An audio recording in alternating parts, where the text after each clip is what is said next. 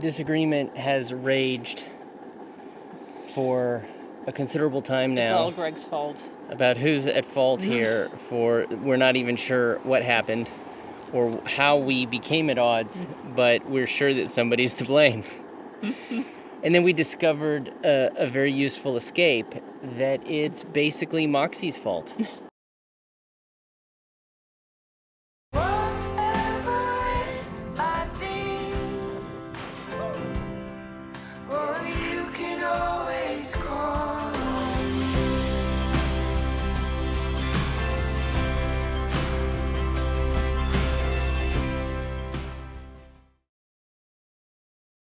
Hi guys, and welcome to a GoRUFFLY Pilgrimage.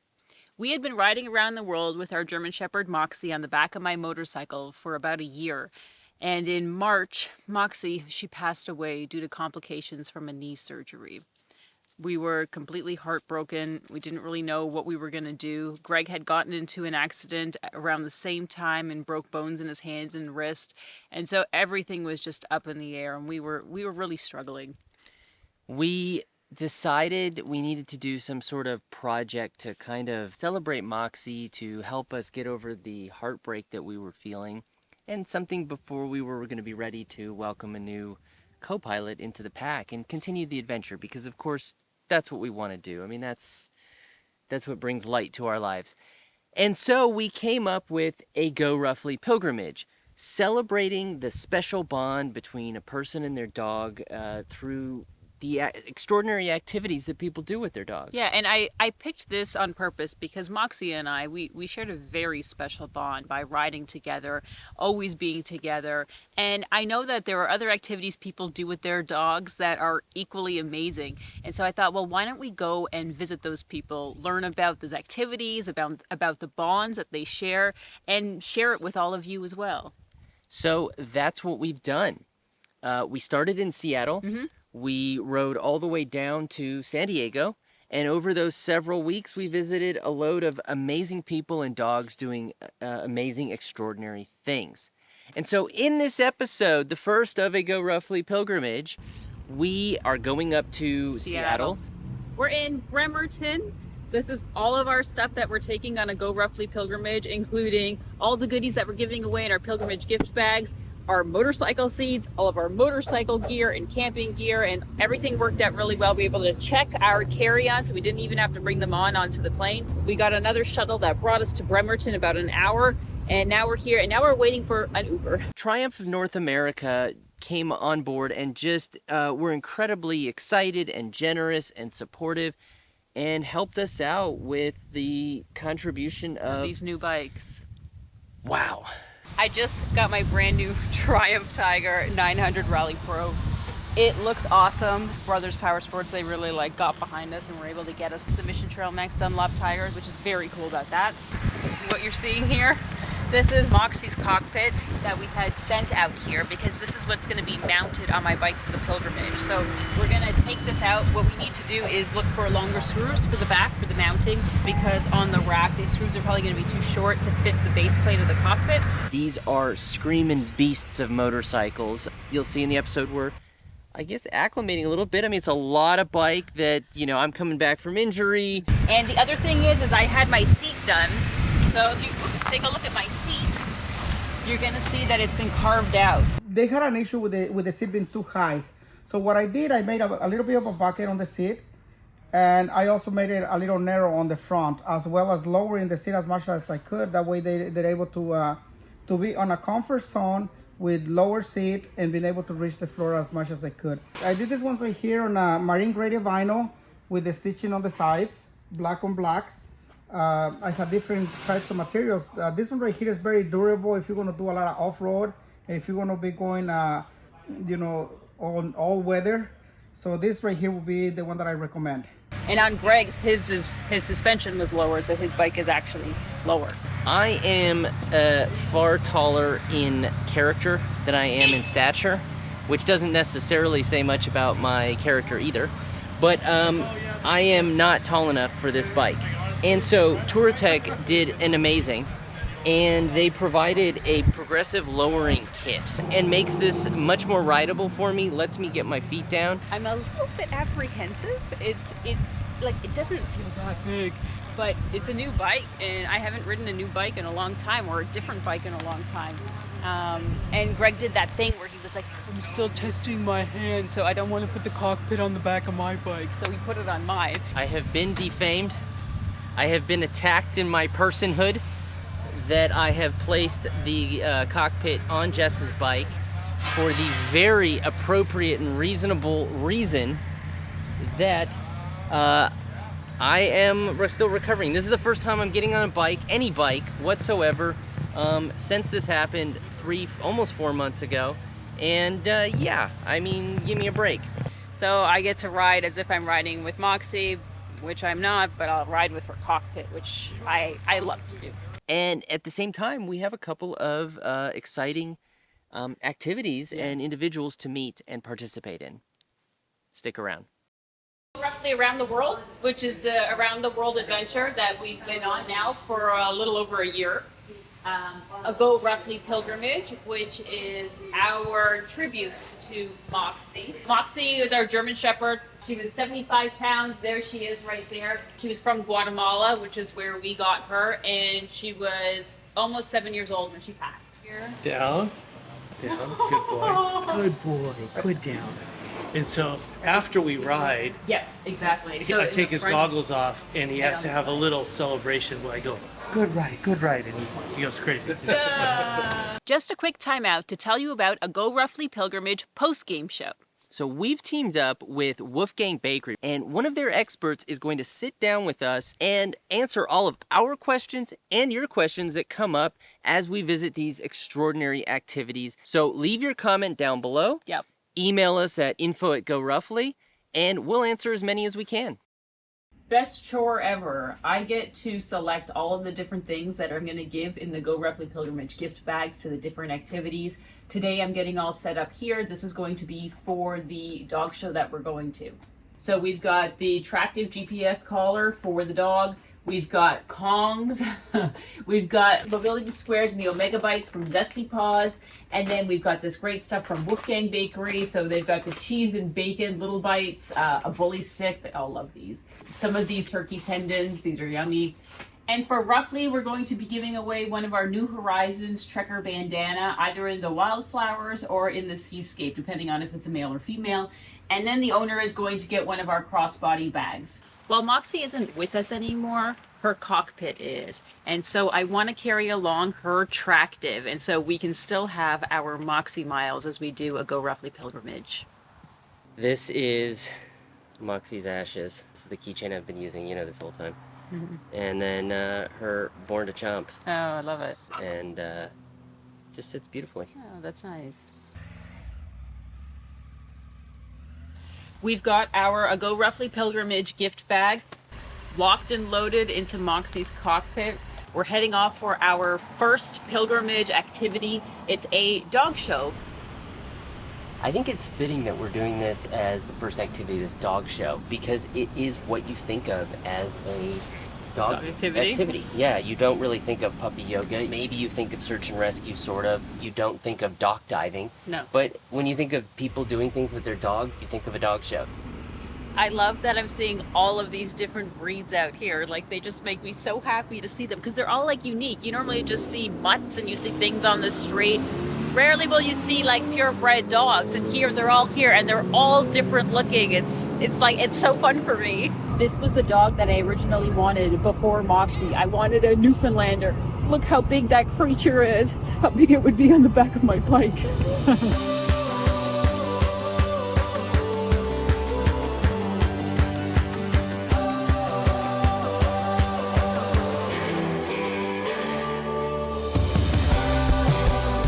My name is Angel Fernandez-Baker, and our kennel name is Serenity Poodles. I'm a professional groomer as a career. And then when I wanted a poodle, I didn't plan on showing, but my breeder that I reached out to and I connected with and got a puppy from, he talked me into it, offered to mentor me, and it was probably the best decision ever. So this haircut is called the Continental. And it's got a historic background. Poodles are actually a hunting breed. They're duck retrieving dogs. So going into the cold water, and so what hunters did was they kind of came up with this haircut to shave off as much hair as they could, so that way they didn't sink or get bogged down by the hair, but they also kept hair on areas where to keep joints and like organs warm. That's kind of how the haircut, where it derives from. Obviously in the show world we clean it up a bit and make it look fancy. On average, just for a weekly maintenance bath, it takes, depending on the dog, between 2.5 to 4.5 hours. When they're not showing, they are banded like this, bigger banded, but they're or wrapped in plastic, and so that keeps the hair from getting tangled, matted, and dirty. Just to and keep it out of their face, keep it out of their water dishes, because we'll do that to the ears too. She won the breed, so no, best of variety, and then she also got best owner handler, so she gets to go to the owner handler groups. Poodles love comfort, so they'll just put their head on it, or when we need them to keep their head up, we just flip it this way and they keep their head up on this way, and they love it because it's comfortable. It keeps their head, they don't have to hold their head up. In Go Ruffly jargon, this would be called a schnout rest. Our Moxie could make a schnout rest out of just about anything. Actually nice to see that they make a proper schnout rest.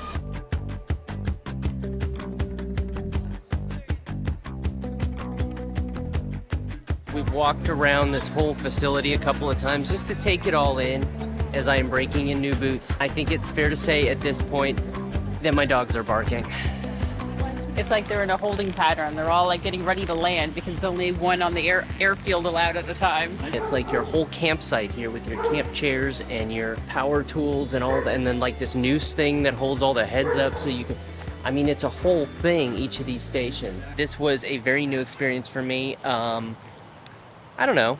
Do I get it? I don't know if I entirely get it. It's a lot of primp and priss. And, There is a lot of hoopla. yeah, to kind of just stand in front of a judge for 20 seconds and then you're done. And yet, people seem to really be enjoying that, and I mean, there's a whole thing going on there. I've really been missing riding with Moxie. Every time we pass somebody, I'm always thinking about Moxie. Is she going to turn and look at the person? Are they going to have a smile? Is it going to bring them pleasure? And it's not happening anymore, and it hurts me every time when we're passing somebody and they don't see her. We came to this county park just to take a quick rest, and there's this dock here, and it makes me think of the activity that we're going to be doing pretty soon that's dock diving. And it also makes my heart hurt a little bit that Moxie isn't here with us, because this is definitely a dock that we would have tried to get her to dive off of. Moxie, go on. Oh, Moxie, go get it! Go get it. That was useless. But she wasn't an accomplished dock diver. Our next activity is we're gonna meet with Suzanne. She's up in Edmonds, Washington, and she's got a dog that searches for Native American burial grounds. And so it's a really interesting and really different type of search and rescue. Hi there. We're at the Kingston Ferry on our way over to the mainland, and then we will head to Edmonds.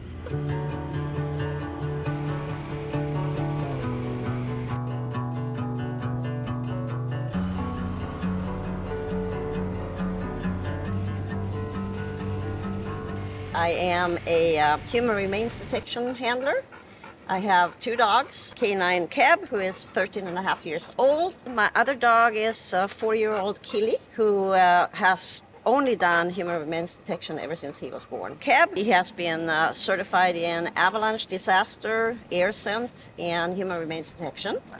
We specialized mostly in cold cases. She has turned out to be everything I ever wished for. She has really, really high drive, but she also has great focus. Sometimes I think people confuse drive with energy. Okay.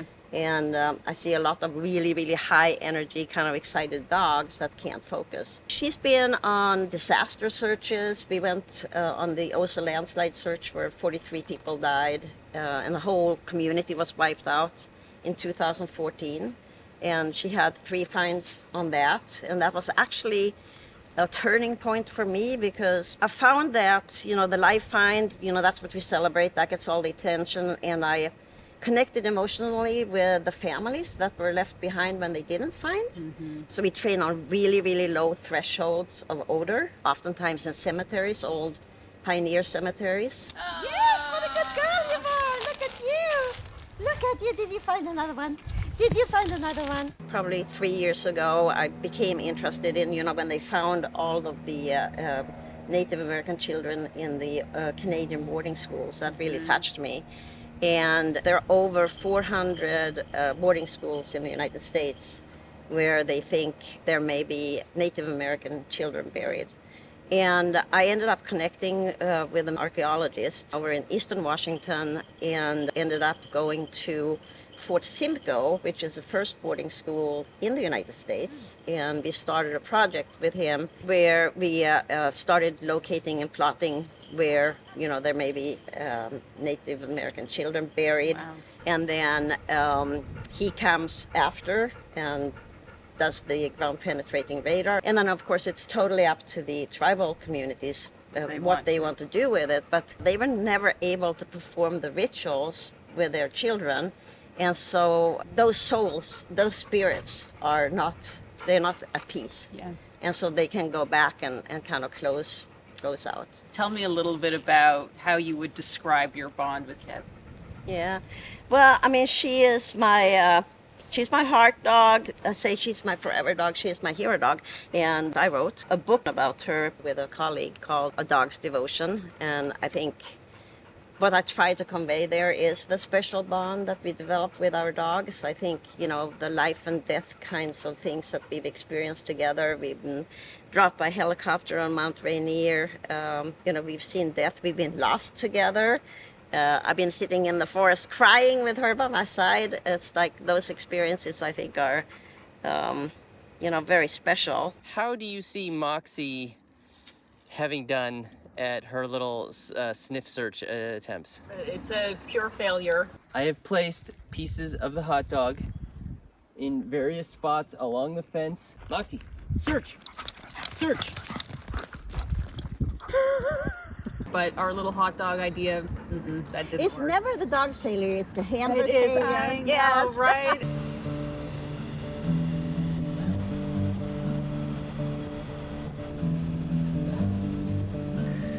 Our next activity is an Immune Claw. And so tonight we're going to be camping here. It's pretty nice within the forest. And then tomorrow we'll head into Immune Claw. Disagreement has raged for a considerable time It's all now Greg's fault. about who's at fault here for, we're not even sure what happened or how we became at odds, but we're sure that somebody's to blame. And then we discovered a very useful escape, that it's basically Moxie's fault. Moxie is to blame. How, you would ask, is Moxie to blame when she's not even here? It's because she's not here. Exactly. If she were here, then we wouldn't be at each other. Shield wall Shield wall. for Moxie. Not on me.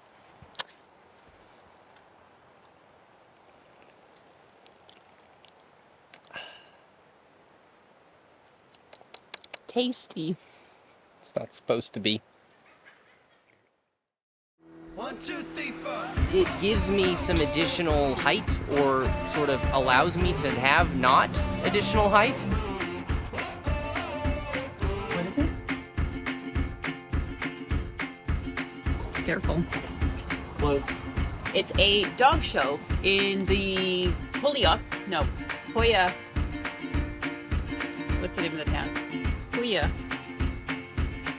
I took notice of something, and this maybe is like a little bit, how do I say this? So, event number 1 is in the books, on the books, in the history books. We got to hear all the information about how she gets. What the hell happened there? Our next activity is an Enumclaw. Enumclaw. Say it? Enumclaw. Enumclaw. Our next activity is an Enumclaw. Our next activity is in Emu Claw, and so tonight we're going to be staying. We need her to be not good versions. That's a lot to ask. And so in her absence, this is what we degrade to. And I don't know, I mean, maybe next step is divorce. Or another dog.